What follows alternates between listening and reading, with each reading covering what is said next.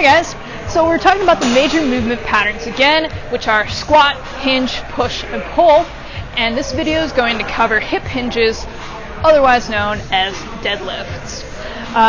To start, I always encourage people, especially if you've never done this movement before, to grab a PVC or other stick-like object and make sure that you can grasp the hinging movement because it is a little bit funky to get used to.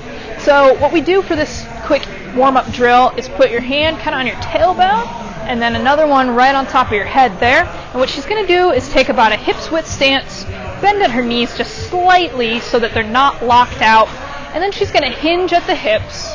Good. Keeping that bar in contact and then stand up. Exactly. Show one more good rep. Just like that. Nothing moves below the hips or above the hips. She's just hinging from that joint. Show a bad rep now. What a lot of people will do is round at their back. Good. And see how her hand comes off of the top of her head. Once more. Yep.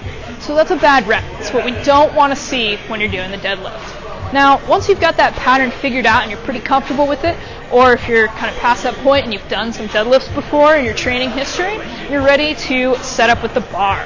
So we want to make sure of a couple things in our setup.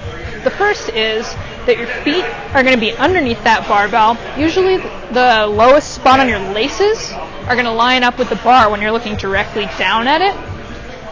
A hips width or slightly wider stance is conventional. Wider than that, we call a sumo stance. The mechanics don't really change at all on either of these lifts. It's just a matter of preference. But we'll be going over the conventional stance today. So she's going to step up real close to that bar and make sure it's almost on top of her shins. She's going to hinge at the hips and bend the knees to grasp the bar, double overhand, and then stand up. Good. And lower down. The entire time that bar stays really close to her legs, right? She's not letting it drift away from her body, and she's keeping her core braced and her back flat, just like we did with that PVC drill.